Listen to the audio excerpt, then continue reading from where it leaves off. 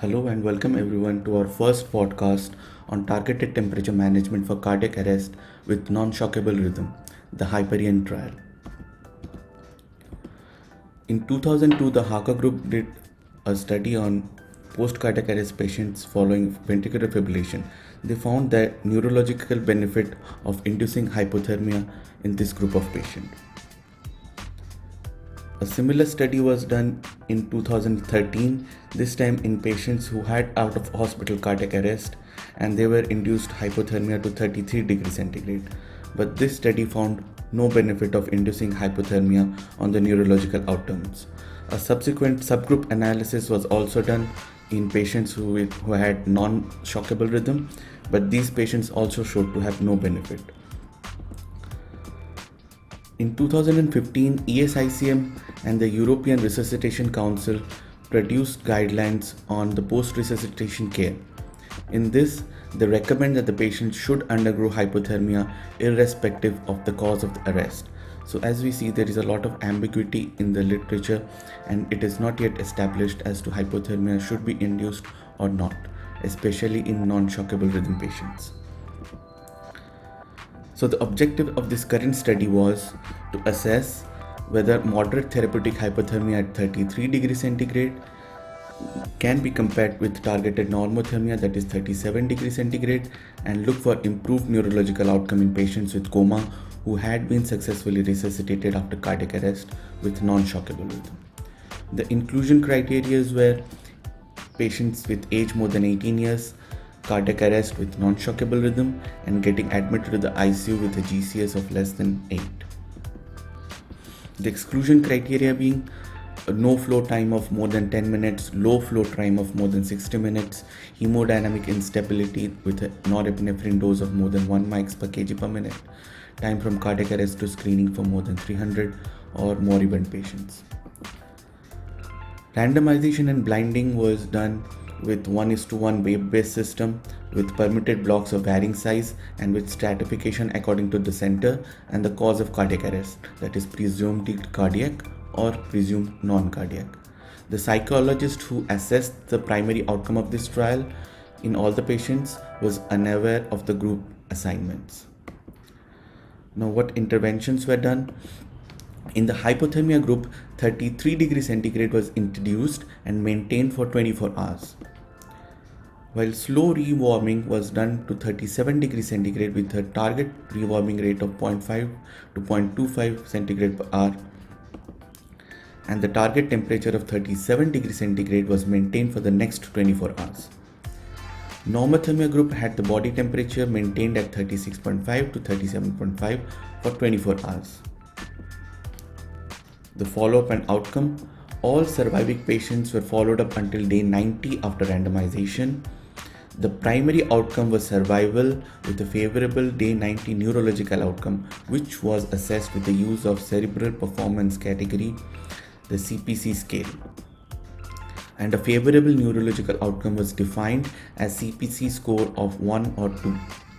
Now coming to the results, this study was conducted from Jan 26th 2014 to Jan 12th 2018.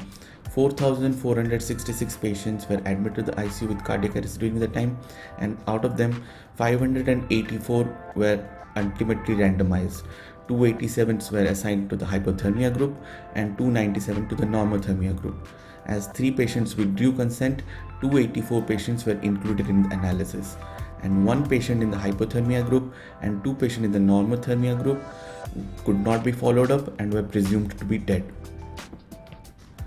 The baseline characteristics were similar in both the cases. The primary modality for inducing hypothermia was dedicated closed loop, especially in the hypothermia group, and if required in the normothermia group, the most important method of cooling was basic external cooling. The time between randomization and induction of cooling was 16 minutes, and time between randomization and the goal of 33 degrees centigrade was 317 minutes. 36 patients had early rewarming in the hypothermia group.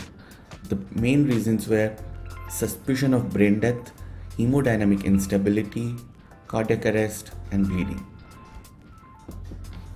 Now, source of follow-up in hypothermia group was 67% patients, 33% next of kin, while in normothermia group it was 77% patients and 21% next of kin. So you can see there is a higher patients in hypothermia group whose next of kin gave the follow-up information. So coming to the primary result, that is the primary outcome of this trial, as you can see, in hypothermia group 10.2% of the patients had a good neurological outcome, that is a CPC of 1 or 2, while only 5.7% of the patients in the normothermia group have a good neurological outcome. So statistically significant improvement was seen in the hypothermia group. 231 patients died in the hypothermia group and 247 in the normothermia group. The presumably important cause of death was life support withdrawal and brain death in most of the cases. So coming to the conclusion, among the patients with coma who had been resuscitated with cardiac arrest with non-shockable rhythm and a moderate therapeutic hypothermia of 33 degrees centigrade was induced for 24 hours, leads to a higher percentage of patients being survived and having a better neurological outcome at day 90 than it was observed with the target normothermia. Now, there are a lot of limitations in this study. These are the limitations which have been noted by the authors. These are: the primary outcome was assessed telephonically and not personally. Many patients with temperature more than 38 degrees centigrade after the intervention period.